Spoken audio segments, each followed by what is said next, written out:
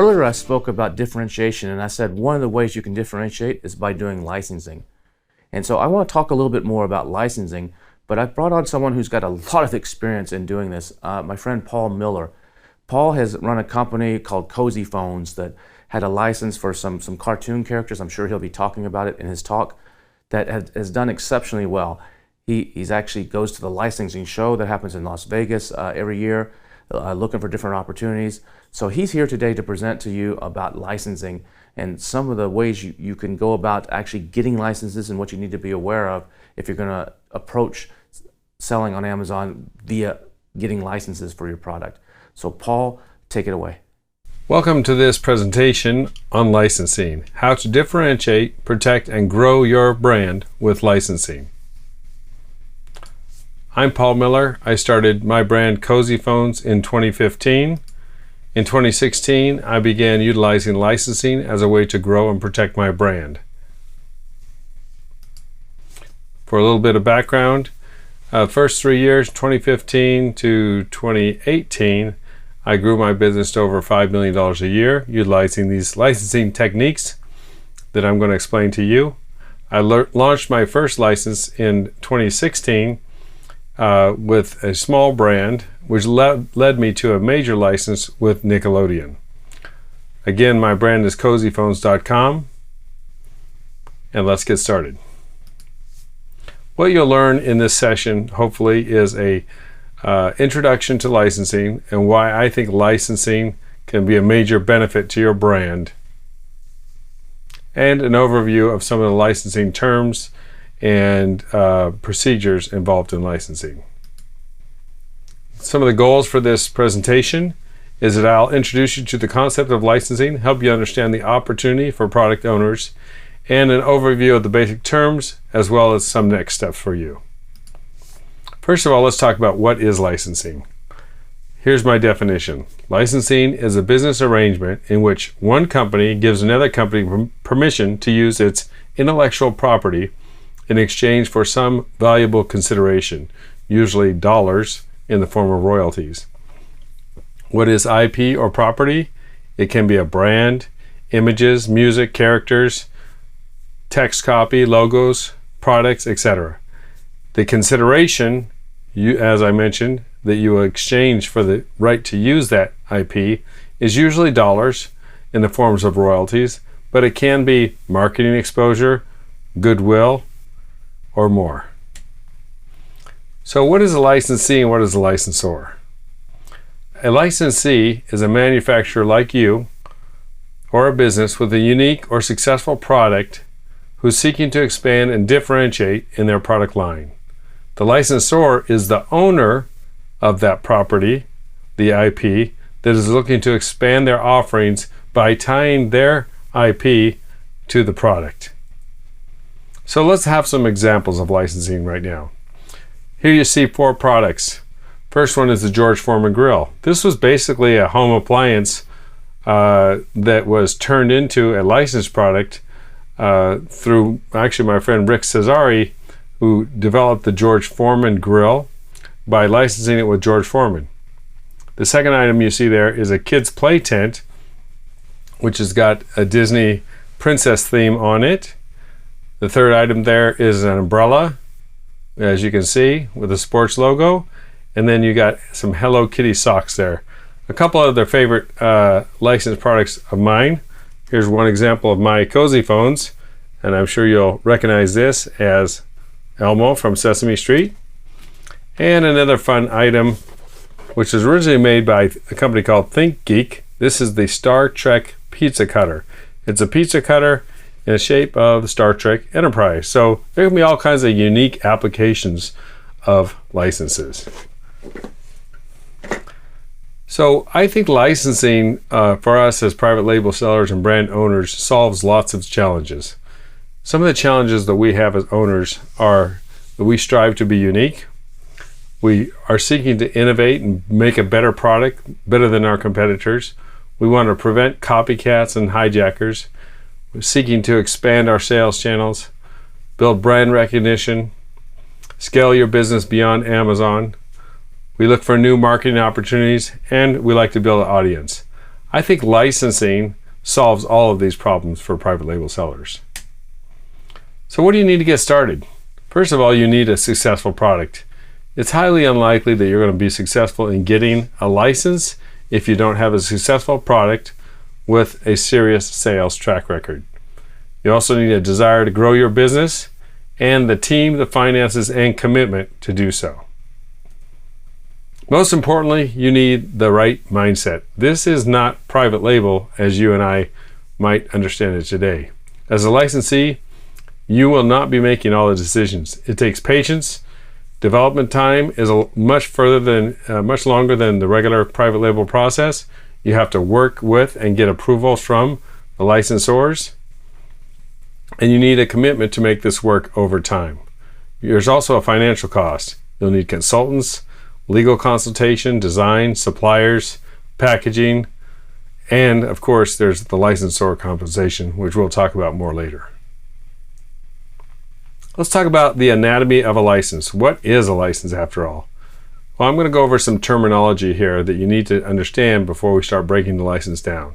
First, there's the term. That's the amount of time the license is good for, usually in years, 2 or 3 year term, and sometimes there's an ability for you to extend that license as an option. There's the description of the property. The property in licensing terms is the character or the IP that you're talking about. In this case, the property would be Sesame Street, and more specifically, the character Elmo. Then there's the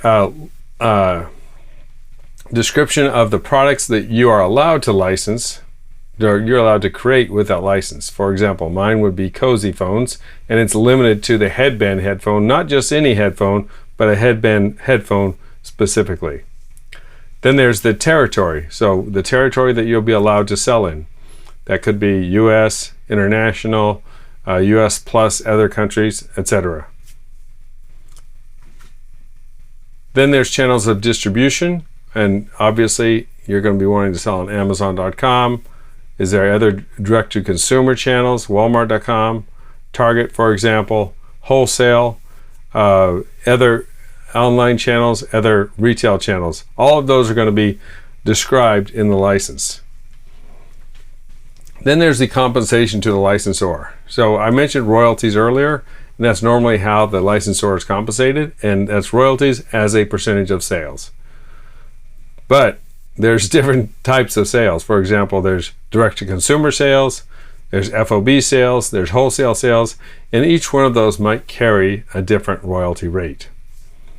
Then there's the minimum guarantee. What's the minimum guarantee? It's the minimum amount of money that you have to pay the licensor over the life of the contract. So for example, let's say that I'm doing a license with Sesame Street, for example, and they may say that the minimum guarantee for a 3-year license is $10,000. That means no matter whether I sell any items or not, I owe them $10,000 as the minimum guarantee for that contract over time. Now, of that minimum guarantee, when I go to sign the contract, I have to provide an advance on the minimum guarantee. That's usually a percentage of the minimum guarantee. Many times it's about a third, so maybe it's a third of that $10,000 minimum guarantee. I have to sign that. It's due at signing of the contract in advance of producing any product at all. That kind of locks you in as the manufacturer and gives the licensor some comfort that you're actually going to produce the product. So that's the advance. Then there's exclusivity. Exclusivity means, are you going to be the only one that's allowed to make this product, or will other manufacturers be able to make a similar product in a category, the similar product category, with the same license? Normally, we'll get into this a little bit later, but normally licensors are not crazy about giving exclusives. A non-exclusive is where obviously you are not the only one who can make it, but in general, the licensors don't like to give overlapping licenses. So exclusivity is not such a big deal. It's nice to have if you can get it. And then there's usually some marketing language in the license which specifies if you're required to put any additional dollars towards marketing of those items. It's not terribly common, but in bigger licensing deals, the licensor actually requires additional marketing dollars from the licensee. All right, let's talk about the team that you'll need for a license. First of all, you need some licensing experts, and those can come in many forms. Sometimes manufacturing reps who would potentially wholesale your product for you have expertise in licensing. So if you have a manufacturing rep right now, I would go to them and say, hey, are you have any familiarity with licenses? And perhaps get some expertise there. You can also hire licensing agencies or licensing consultants. Licensing agencies usually represent multiple licensors, and their job is to sell that license to licensees. So they handle, a big pool of licensors, and they're actually taking the burden of managing those licenses from the IP owner to the licensing agency. So you can reach out to licensing agencies, you can Google it, you can find them on LinkedIn and see which companies that they represent. Some licensors actually do the direct licensing direct themselves, and in that case, usually those licensors have category specific people who handle those categories. So there might be someone who handles electronics, maybe kitchenware, so forth. So you have to kind of dig in and find the right person who manages that category. And then there are also independent licensing consultants, and that's what I use. I use an independent licensing consultant who knows the industry very well and can reach out to folks and kind of take the temperature of the licensor. If that's a product or a license that they're interested in, they can help you negotiate the contract, and they can even help you in development of the products and also in the reporting of quarterly or annual royalties. So I really recommend getting a licensing consultant, and that's something I can help you with if you need further help. Besides a licensing expert, you're going to need a good attorney. I suggest getting one that specifically has experience with licensing. It's very important that they understand licensing, not just a general attorney. A professional designer who understands licensing requirements is also good. And I would also, you're also going to need qualified suppliers who can meet the licensor's requirements. And then you're going to need some administrative and accounting help for doing the quarterly reporting and such for royalties and all of the kind of administration that you're going to need around maintaining these licenses. So what does a licensor look for in a licensee? First of all, they want someone who has a great product and a sales history. They want to help they want a partner who's going to help the licensor achieve their goals of getting mass distribution for that product so they get maximum exposure for their license. That means that they want someone who has deep distribution channels. They like wholesale, they like retail, they like direct to consumer, online. As many distribution channels as you can come with is what they're going to like. I was very lucky. My first major license to get an Amazon only license, and that's becoming more and more able to do that these days as online has grown so much. But in general, they're looking for deep distribution, and they want people who are not difficult to work with, obviously. Licensors are dealing with many licensees, and they basically want you to play ball, and they want you to understand how licensing works and not be difficult to work with. They also want someone who's going to be a brand partner, who's going to really help them to promote that product with their license out in the retail world. And that includes Amazon, of course. And they want someone who's going to be successful in marketing that product and generating royalties. Because let's face it, at the end of the day, it's not only royalties, but it's also about getting the product out there for marketing purposes. And they need someone who is financially and operationally capable. A lot of times they're going to actually look into your finances to make sure you can do what you say you're going to do. They don't want to hear any excuses about you running out of inventory in the holidays because you didn't plan or you weren't capable of doing so. Okay, so let's talk about finding the perfect license or trying to get the idea of, what license would go along with your product, I like to think about your customers and let your customers guide you. So in my case, of course, Cozy Phones is a children's product.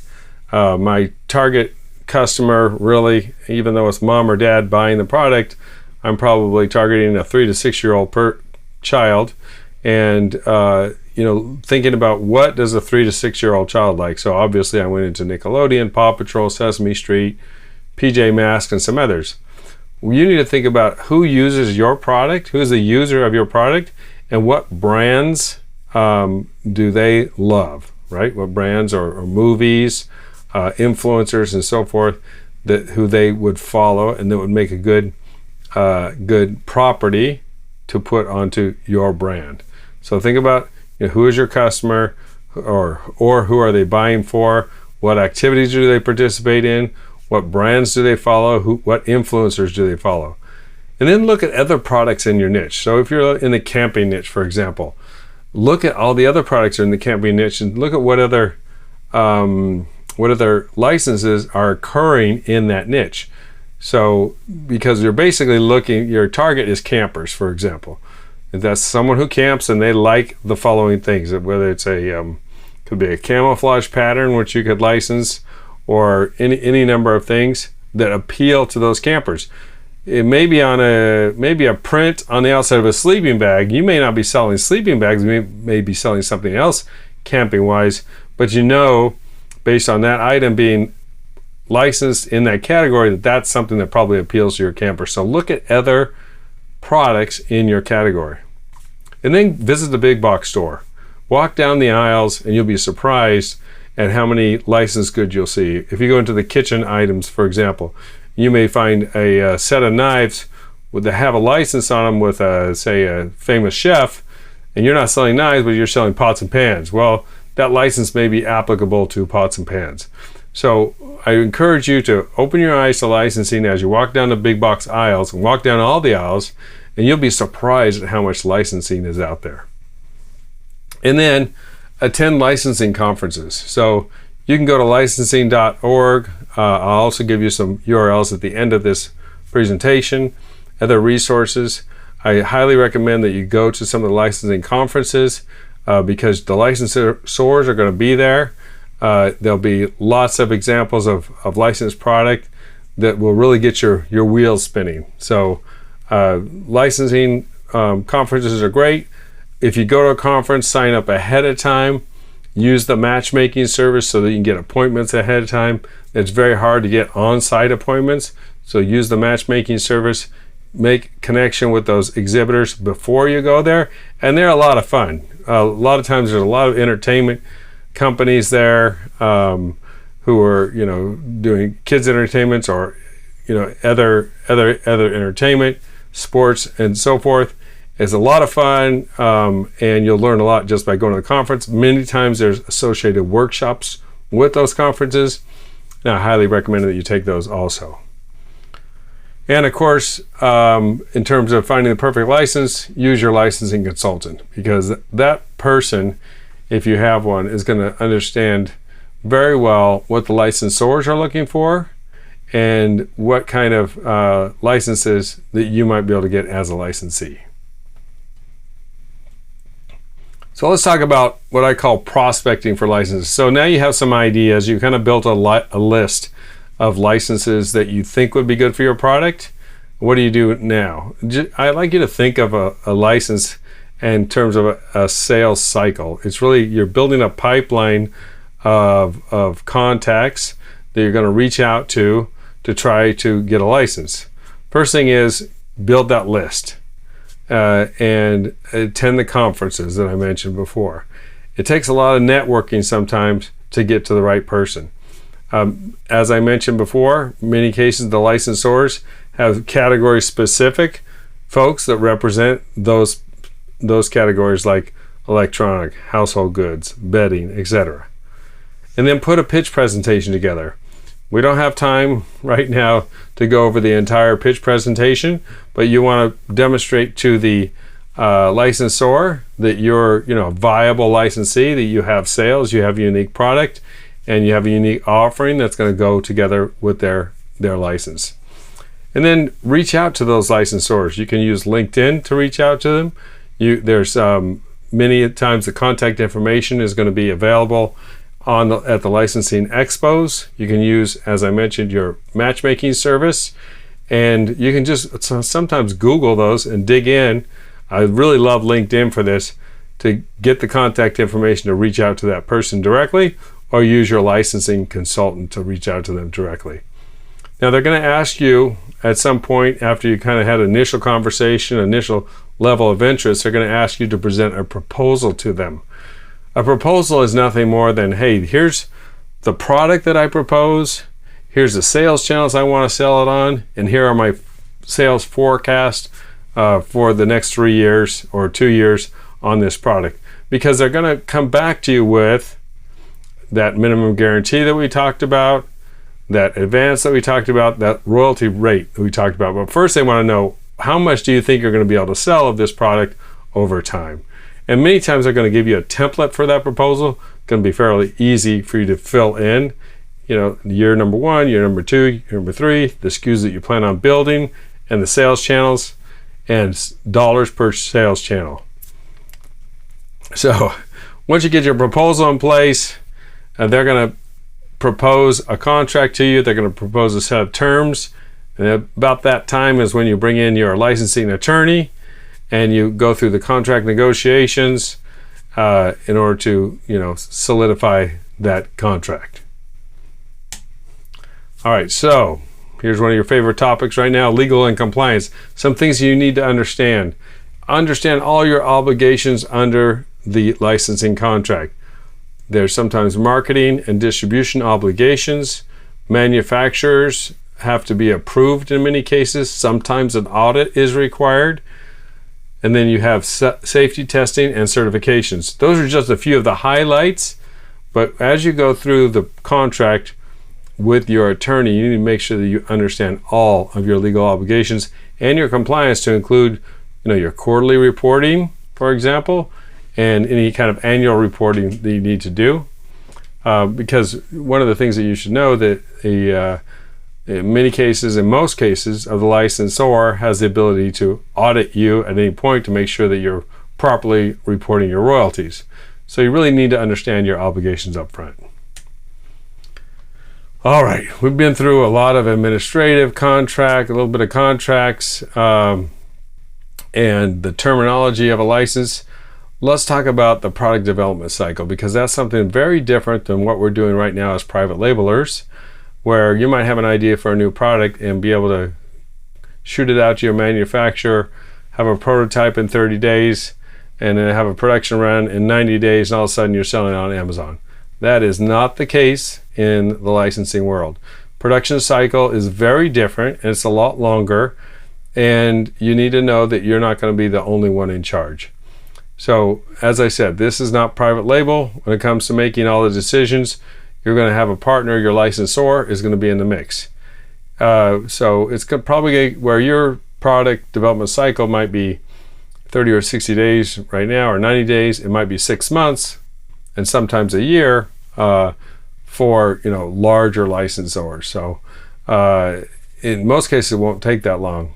But basically, what you have to do is translate that license into a product. So they're going to provide you a style guide for that license. For example, going back to Nickelodeon and Paw Patrol, you would get a Paw Patrol style guide, for example, and you have to translate that style guide to your product. And let's just say it's a coffee cup, and I know not many of you are going to have a Paw Patrol coffee cup, whatever it is, Batman coffee cup.